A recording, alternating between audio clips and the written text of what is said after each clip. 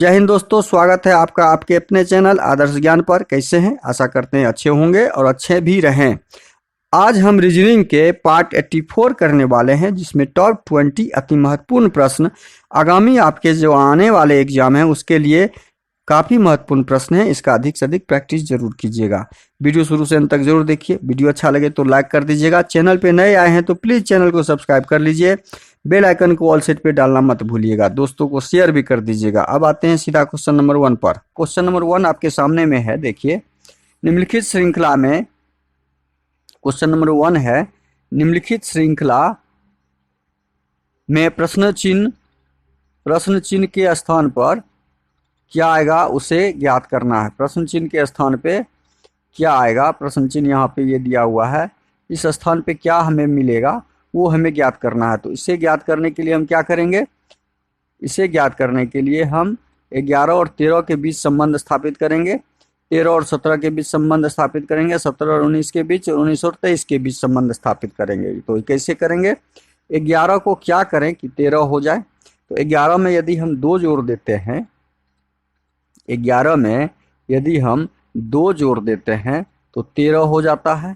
11 में 2 जोड़ते हैं तो 13, लेकिन 13 में कितना जोड़ेंगे, 17 होगा, तो 4 जोड़ने से। 17 में कितना जोड़ने से, फिर 2 जोड़ने से 19 होगा। 19 में कितना जोड़ने से, तो 19 में 5 जोड़ने से, 4 जोड़ने से 23 होगा। मतलब 2 4 2 4 का ये कोई जोड़ का यहाँ पे कोई सिस्टम लगा हुआ, कोई पैटर्न लगा हुआ दिख नहीं रहा है। तो अब हम क्या करेंगे, अब हम देखेंगे कि ये संख्या, दूसरा पैटर्न ढूंढेंगे कि ये संख्या है क्या, ये संख्या आखिर है क्या। तो ये 11 हम देख रहे हैं, 13 भी देख रहे हैं, और 17 19 और 23 ये अभाज्य संख्या दिख रहा है। ये कौन सा संख्या दिख रहा है, यह एक अभाज्य संख्या दिख रहा है। तो यह अभाज्य 11 के बाद 13, 13 के बाद 17, 17 के बाद 19 और 19 के बाद 23 अभाज्य संख्या। 23 के बाद कौन सी अभाज्य संख्या होगी, 23 के बाद अगला अभाज्य संख्या होता है 29, नहीं होता है। तो अगला अभाज्य संख्या क्या, हाँ 29 होता है। अगला अभाज्य संख्या 23 के बाद 29 होगा। तो हम इस सीरीज को अभाज्य संख्या से पूर्ण करेंगे जो ऑप्शन बी में दिया हुआ है। तो इस प्रश्न का सही आंसर हमारा ऑप्शन बी हो जाएगा। अगला प्रश्न, क्वेश्चन नंबर 2, निम्नलिखित में से कौन सा विकल्प तीसरे शब्द समूह से उसी प्रकार संबंधित है जैसे कि दूसरा शब्द पहले समूह से। तो 4 का संबंध 256 के साथ वही है जो 7 का संबंध प्रश्नवाचक चिन्ह के साथ होगा। अब 4 को क्या करें कि 256 हो जाए। तो 4 को हम गुना जोड़ घटाव करने से तो हम 256 ला नहीं पाएंगे, क्योंकि अब बड़ी संख्या है 4 के सामने। तो हम क्या करेंगे, 4 का स्क्वायर करके देखेंगे तो कितना हो रहा है। 4 का यदि स्क्वायर करते हैं तो हमें 16 प्राप्त हो रहा है, और 16 का स्क्वायर जब फिर कर देंगे तो 16 256। देखिए यहाँ कितना आसानी से हमने पैटर्न को ढूंढ लिया। 4 का स्क्वायर यदि करते हैं तो 16 प्राप्त हुआ, और 16 का जब स्क्वायर करते हैं तो 256 हमें प्राप्त हो गया, 256 हमें प्राप्त हो गया। तो क्या यही पैटर्न हम 7 के साथ लगा के देखेंगे, यही पैटर्न हम 7 के साथ लगाएंगे। तो क्या करेंगे, 7 का स्क्वायर पहले ज्ञात करेंगे। तो 7 का स्क्वायर ज्ञात करेंगे तो 7 सते 49, और फिर 49 का स्क्वायर जब ज्ञात करेंगे तो 49 का स्क्वायर 9 9 81, इकाई स्थान पर 1 होना चाहिए, 9 9 81।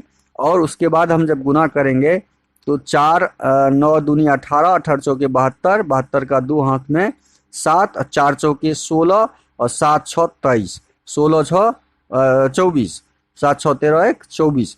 मतलब हमारा यहाँ पे गुणनफल क्या आ रहा है, 49 गुना 49 यदि करते हैं, 49 का वर्ग यदि निकालते हैं तो हमारा गुणनफल 2401 आ रहा है। कितना आ रहा है, 2401 आ रहा है।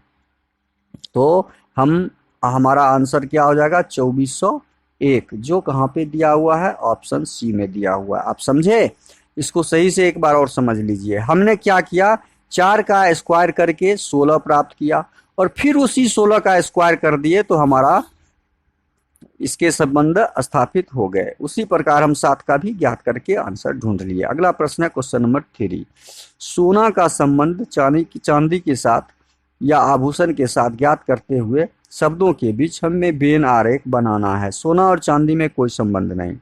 ये यदि सोना हो गया, डायग्राम, और ये यदि चांदी हो गया, ये चांदी हो गया, चांदी का डायग्राम, तो आभूषण, आभूषण क्या होता है? सोना और चांदी दोनों से आभूषण बनाया जाता है।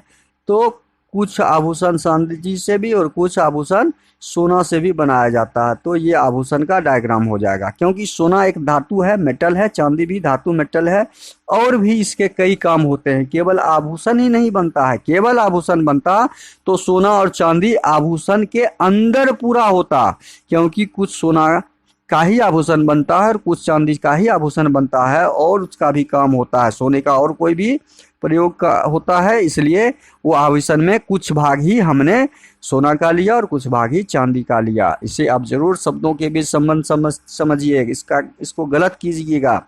आप जब भी लगाते तो आपका ऑप्शन सी होता, जबकि ये ऑप्शन सी संभव ही नहीं है, क्योंकि सोना से और भी सामान बनते हैं। चांदी का तार बनता है, चांदी का पेन बनता है, चांदी का थाली बनता है, सोना का सिक्का बहुत सारे चीज बनते हैं। इसलिए आभूषण कुछ भाग ही सोना का होगा और चांदी का भी, इसलिए ऑप्शन बी हमारा क्या हो जाएगा? सही हो जाएगा। अगला प्रश्न है क्वेश्चन नंबर 4। एक कूट भाषा में स्टेटमेंट को TUBUFNFO भी लिखा जाता है, तो बैंकिंग को क्या लिखा जाएगा? देखिए स्टेटमेंट को क्या लिखा है, ये स्टेटमेंट को STATEMENT,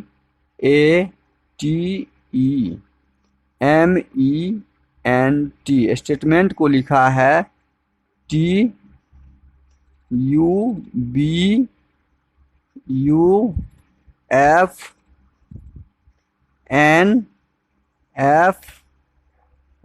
भी। अब इसमें क्या पैटर्न लगा हुआ है वो ढूंढना है।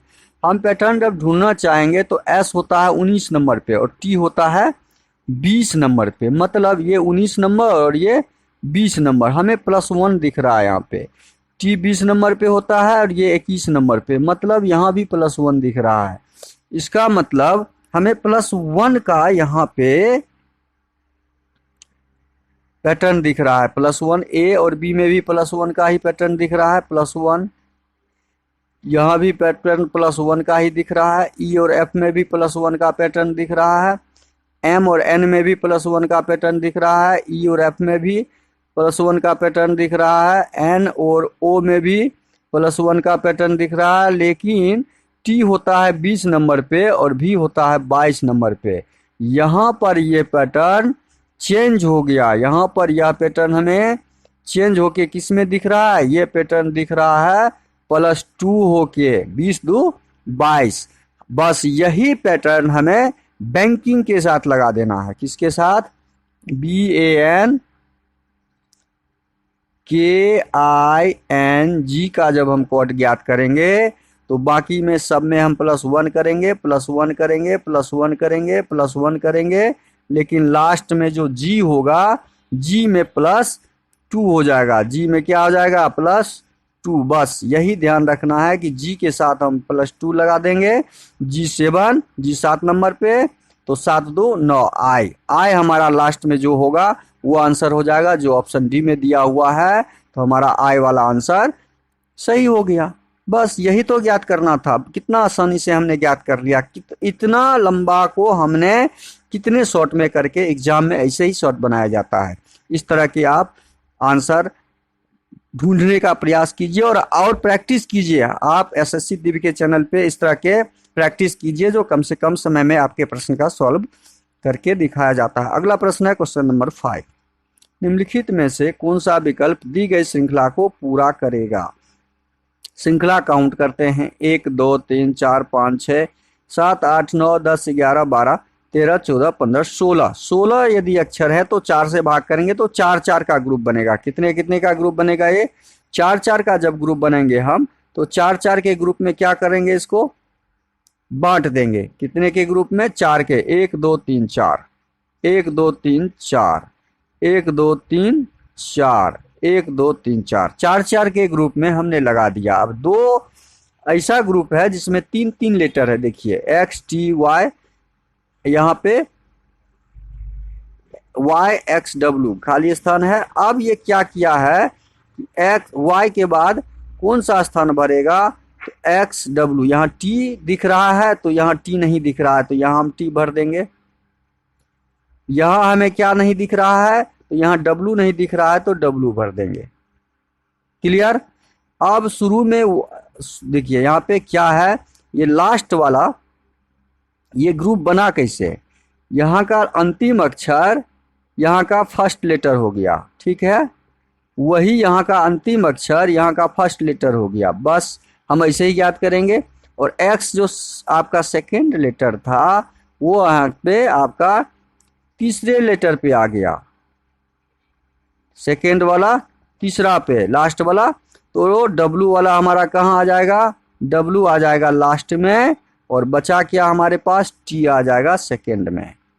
अब ये डब्लू यहाँ पे लास्ट है तो डब्लू यहाँ पे फर्स्ट हो गया, डब्लू यहाँ लास्ट है तो यहाँ डब्लू फर्स्ट में आ गया, और वाई यहाँ पे लास्ट शुरू में था तो यहाँ लास्ट हो गया। तो जब टी दिख रहा है तो हमारे पास बचा हुआ क्या है? एक्स है, एक्स हमने भर दिया। तो हमने भरा क्या? पहला टी, डब्लू, फिर से टी, डब्लू और एक्स। यह ऑप्शन हमें किस में दिख रहा है? तो यह ऑप्शन हमें ऑप्शन ए में दिख रहा है। तो इस प्रश्न का सही answer T W x option A है।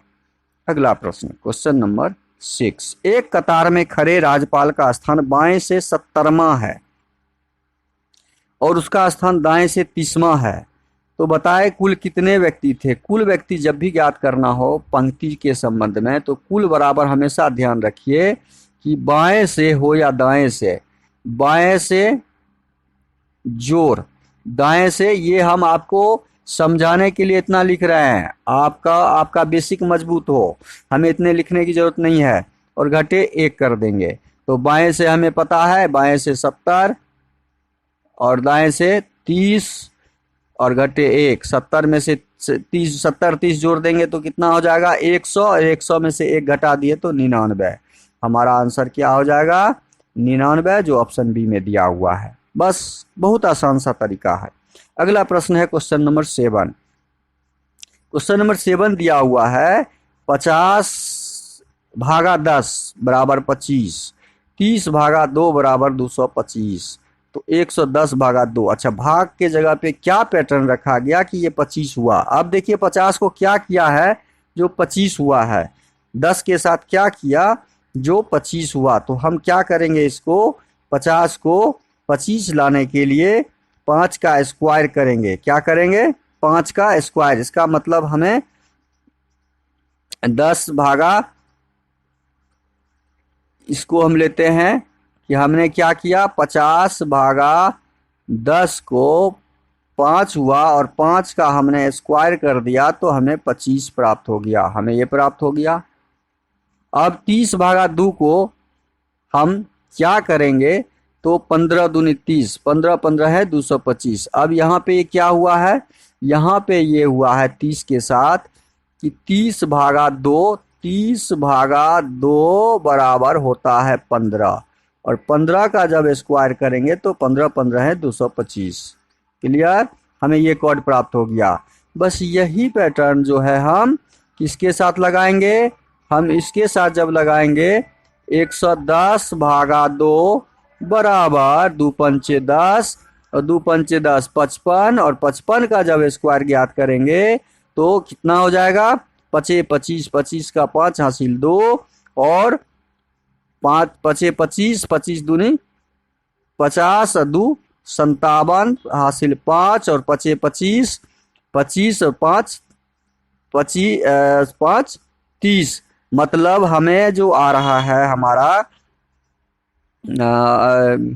आंसर जो क्वेश्चन नंबर 7 का आ रहा है वह 3025 आ रहा है। 3025 मतलब हम जो 55 का गुना करेंगे, 55 को गुना कर लेते हैं तो 5 25, 5 25 2 27, 5 25, 25 2 27, 5 7 5 12, 7 2 9 1 10, 2 का 2 1 300, 3025 कितना आ रहा है? 3025 आ रहा है हमारा। और आंसर 3025 कहाँ पे है? ऑप्शन सी में दिया हुआ है। तो इस प्रश्न का सही आंसर क्या हो जाएगा? 3025 हो जाएगा। अगला प्रश्न है क्वेश्चन नंबर 8। क्वेश्चन नंबर 8 में देखिए KLMNOP पहली पंक्ति में एक दूसरे के बगल में है, बैठकर फिल्म देख रहे हैं, ठीक है। KO के दाईं ओर है, देखिए ये एक पंक्ति है, फिल्म देख रहा है, वो बैठा हुआ है। KO के दाईं ओर निकट स्थल पर बैठा हुआ है, KO के दाईं ओर बैठा हुआ है। O के दाईं तरफ कौन बैठा? L दाएं सिरे से दूसरे स्थान पर बैठा हुआ है। ये दाहिना सिरा हो गया, ये हो गया लेफ्ट साइड और ये हो गया राइट साइड। अब देखिए इसका ये दाहिना सिरा कौन सा हो जाएगा? दायां सिरा ये हो गया, बायां सिरा ये हो गया। अब दायां सिरा से L बैठा हुआ है दूसरे स्थान पे, तो L जो बैठा हुआ है, L यहां पर बैठा हुआ है, 2 नंबर पे L बैठा हुआ है, ठीक है, दूसरे नंबर पे बैठा हुआ है। M P के बाईं ओर बैठा हुआ है। M कहाँ बैठा हुआ है? P के बाईं ओर।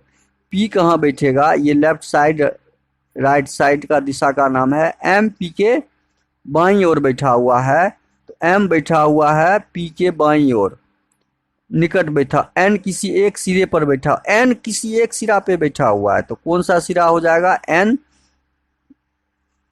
N किसी एक सिरे पर बैठा हुआ है, कोई एक कॉर्नर पे, यहां बैठा हुआ होगा या यहां बैठा हुआ होगा। N और M के बीच 2 व्यक्ति बैठे हुए हैं, बाएं सिरे से दूसरे स्थान पे। KO के दाईं ओर बैठा हुआ है, इसका मतलब N हमारा यहाँ बैठा हुआ है और N और M के बीच 2 व्यक्ति बैठा हुआ है, तो N और M के बीच L है एक, और एक व्यक्ति और कौन बैठ जाएगा? P M P के बाईं ओर है, P का बाईं, तो P यहाँ यदि बैठेगा तो M यहाँ बैठेगा, और प्रश्न के हिसाब से N और M के बीच 2 व्यक्ति हो तो गया, एक P बैठ गया और एक L बैठ गया। यहाँ तक तो कंप्लीट हो गया। अब KO के दाईं ओर, K जो बैठा हुआ है O के दाहिना तरफ, O के दाहिना तरफ, तो O यहाँ बैठेगा और K यहाँ बैठ जाएगा। पांचों को हमने बैठा दिया, हमने पांचों व्यक्ति को बैठा दिया। अब हमें प्रश्न में पूछा है बाएं सिरे से, ये बायां सिरा है, दूसरे स्थान पर कौन है? बाएं सिरे से 1 नंबर और 2 नंबर पर K है, तो हमारा आंसर क्या हो जाएगा? ऑप्शन बी हो जाएगा। अगला प्रश्न है क्वेश्चन नंबर 9। हरि को याद है कि उसके पिता का जन्मदिन 13 और 16 जून के बीच में पड़ता है, जबकि उसकी बहन को याद पड़ता है कि उसके पिता का जन्म 14 और 18 जून के बीच पड़ता है, तो उनके पिता का जन्म किस दिन होगा? अब हरि को याद है कि उनके पिता का जन्म कब है?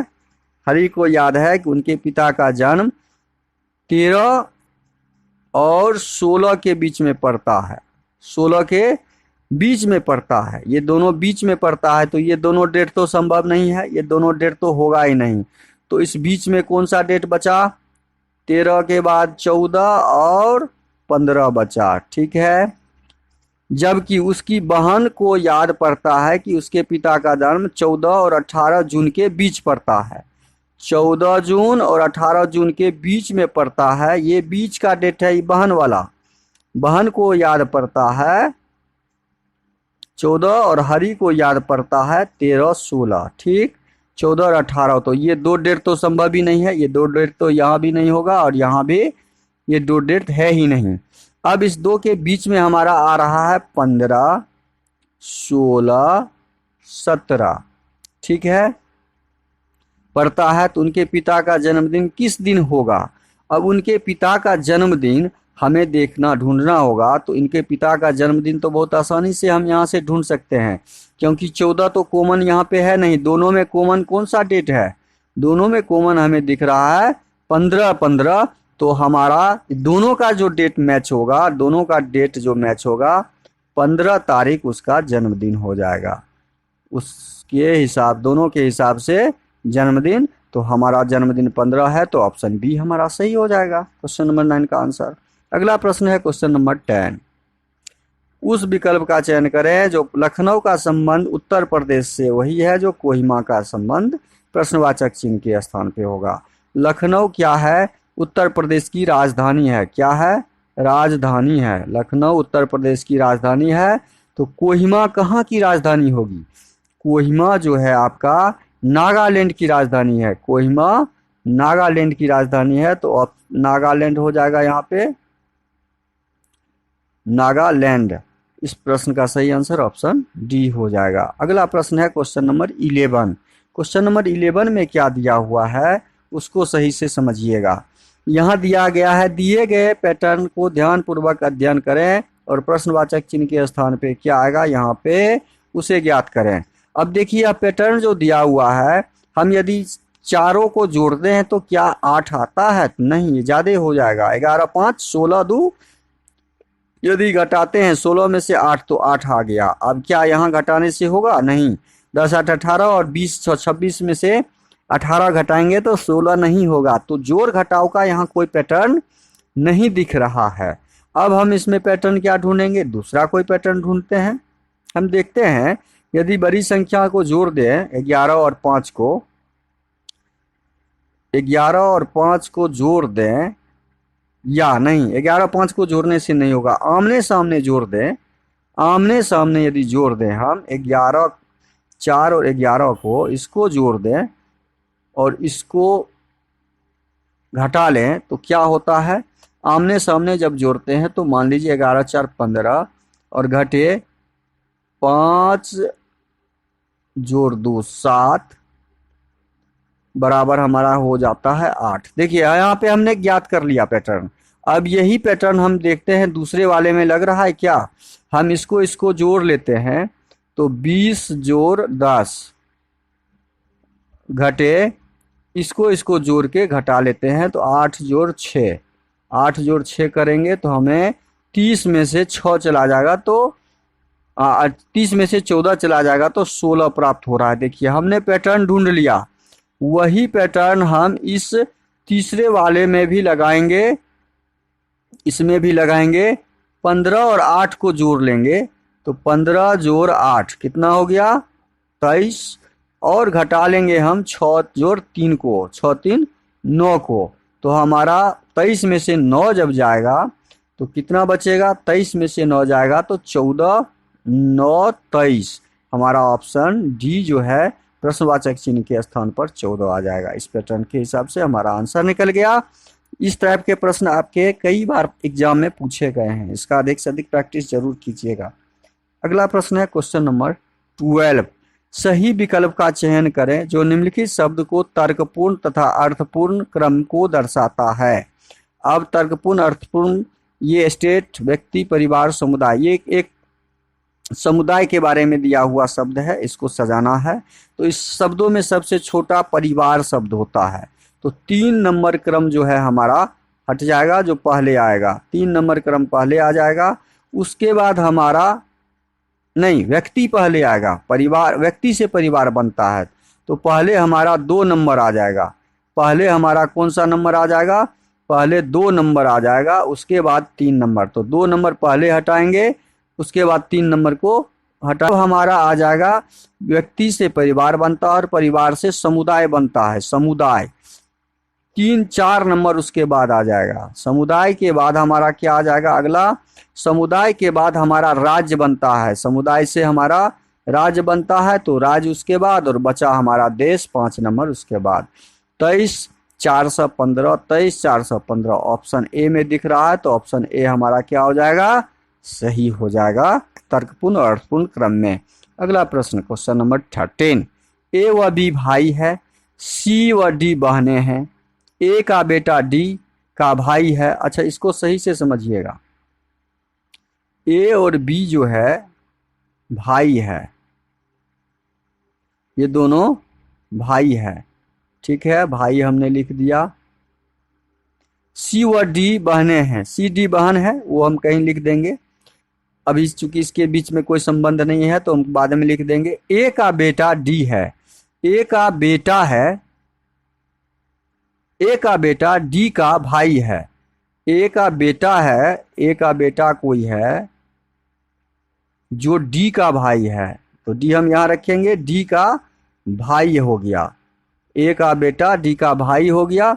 मान लीजिए बेटा को हम सी से निरूपित करते हैं या ई जेड से निरूपित करते हैं, बेटा को हम जेड से ही निरूपित कर दें, जेड रख देते हैं, तो डी का भाई हो गया। अब डी जब यहाँ आ गया तो सी और डी बहने हैं, तो सी भी और डी भी दोनों क्या हैं, बहने हैं, दोनों बहने हैं, ये दोनों भाई है। अब देखिए प्रश्न में पूछा क्या गया है कि बी का सी से क्या संबंध है। हमें पूछा गया प्रश्न में कि सी का बी, बी कहाँ पर है, यहाँ है, सी का बी कौन लगेगा, ये पूछा गया है। सी का बी कौन होगा, सी का बी कौन होगा, ये कैसे ज्ञात करेंगे। तो सी का बहन डी का भाई जेड और जेड का पिता ए, मतलब तो सी और डी का भी पिता ए हो गया। इस दोनों का भी पिता कौन हो जाएगा, ए।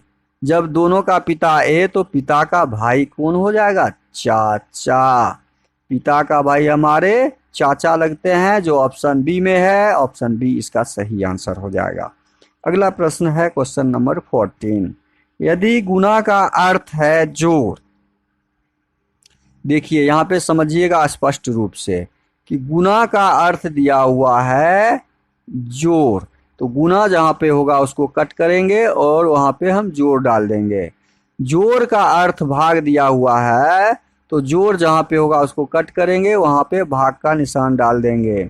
भाग का अर्थ घटाव दिया हुआ है, तो भाग को कट करेंगे और घटाव का चिन्ह दे देंगे।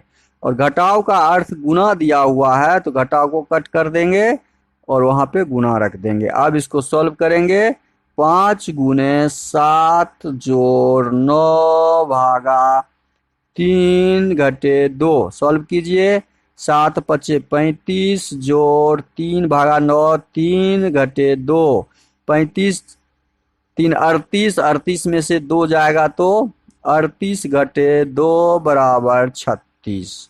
हमारा आंसर 36 आएगा, जो ऑप्शन डी में दिया हुआ है, ऑप्शन डी हमारा सही हो जाएगा। अगला प्रश्न क्वेश्चन नंबर 15। क्वेश्चन नंबर 15 में है, दिए गए कथनों में से कौन सा निष्कर्ष कथनों द्वारा तार्किक रूप से अनुसरण करता है। कथन आपने जो बोला वही सत्य माना जाता है प्रश्न के अनुसार। कुछ एल्बम फोटो है, तो यह एल्बम है, तो यह एल्बम के कुछ भाग फोटो है, तो फोटो का हम डायग्राम बना लेते हैं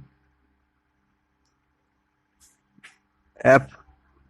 अब दूसरा कथन है, सभी फोटो फ्रेम है, सभी फोटो, ये फोटो हो गया, सभी फोटो फ्रेम है। अब जितना भी फोटो है उसको हम फ्रेम के अंदर ले लेंगे। ये सारा फोटो हमारा कहाँ आ जाएगा, इस डायग्राम में, फ्रेम के डायग्राम में। तो फ्रेम हमारा एफ हो गया, फ्रेम, एफ से फ्रेम हम काउंट कर लेते हैं।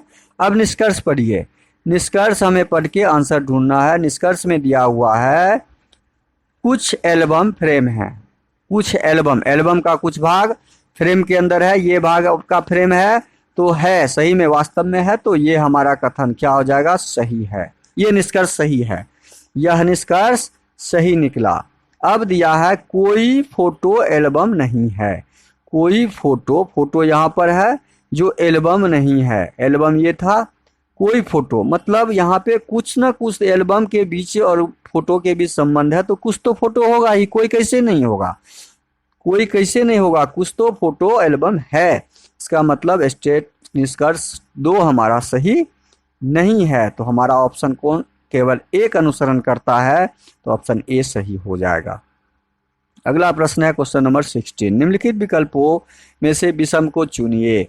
विषम को जब चुनेंगे तो जे होता है 10, 10 और ये होता है 15, 10 5 15 5 20। देखिए +5 और +5 का यहाँ पे, यहाँ भी 2 और 5, यहाँ भी +5 +5 का है, 5 2 7 7 5 5 5 10 5 15, यहाँ भी +5 +5 है, 18 2 20, यहाँ +2 और 20 20 -1। अरे ये देखिए कितना आसानी से हमने ढूंढ लिया, इस तीनों में सेम पैटर्न लगा हुआ है, +5 +5 का, लेकिन यहाँ +2 और -2 है, इसका मतलब ऑप्शन डी हमारा विषम है, तो ऑप्शन डी सही हो जाएगा। अगला प्रश्न है क्वेश्चन नंबर 17।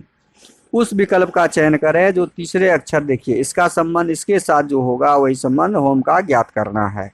तो गेट का संबंध जब ज्ञात किया है GAT, तो गेट 7 नंबर पे होता है, A 1 नंबर पे होता है, T 20 नंबर पे होता है और E 5 नंबर पे होता है। देखिए सबका नंबर हमने डाल दिया, तो यही कोड ने ज्ञात किया है। ये 7 का ज्यों का त्यों यहाँ पे रख दिया, 1 को ज्यों का त्यों रख दिया और 20 में से इकाई स्थान हमने ले लिया 0, 5 ज्यों का त्यों रख दिया, 7105 हमने संबंध स्थापित कर लिया।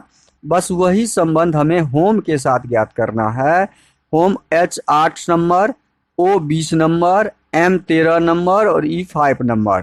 तो इसमें से 8 आ जाएगा, इसका इकाई स्थान आएगा 0 आ जाएगा, इसका भी इकाई स्थान 3 आएगा और 5, 80 35 हमारा सही आंसर हो जाएगा।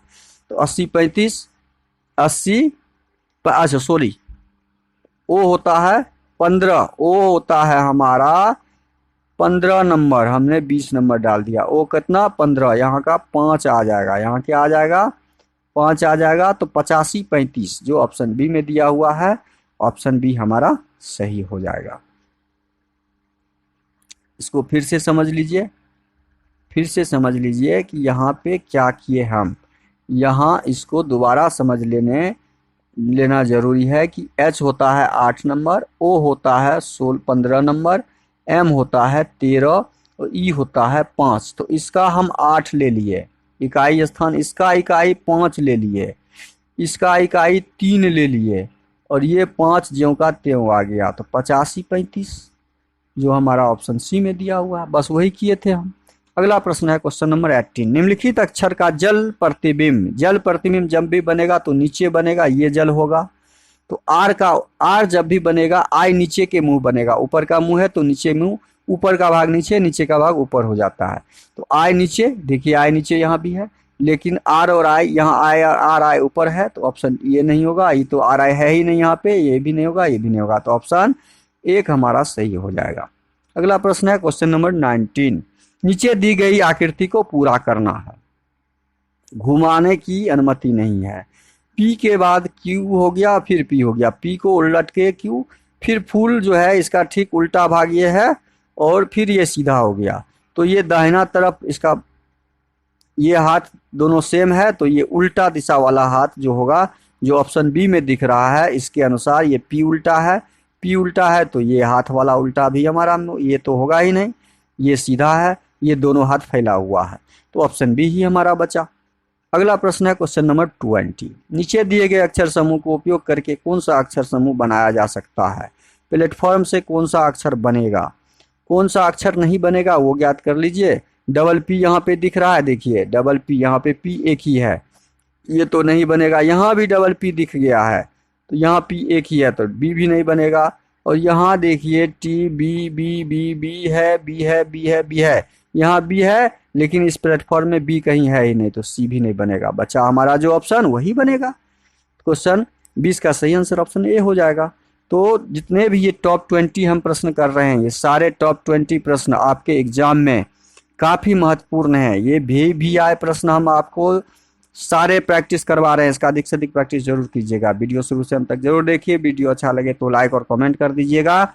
चैनल पे नए आए हैं तो मेरा मनोबल बढ़ाने के लिए, उत्साह बढ़ाने के लिए चैनल को जरूर सब्सक्राइब और शेयर कर दीजिए, क्योंकि आपके सब्सक्राइब शेयर से हमारा उत्साह बढ़ता है और हम इस तरह के कंटेंट आपके लिए अधिक से अधिक लाने का प्रयास करते हैं। दोस्तों को अधिक से अधिक शेयर जरूर कर दीजिएगा। थैंक यू, धन्यवाद, जय हिंद, जय भारत।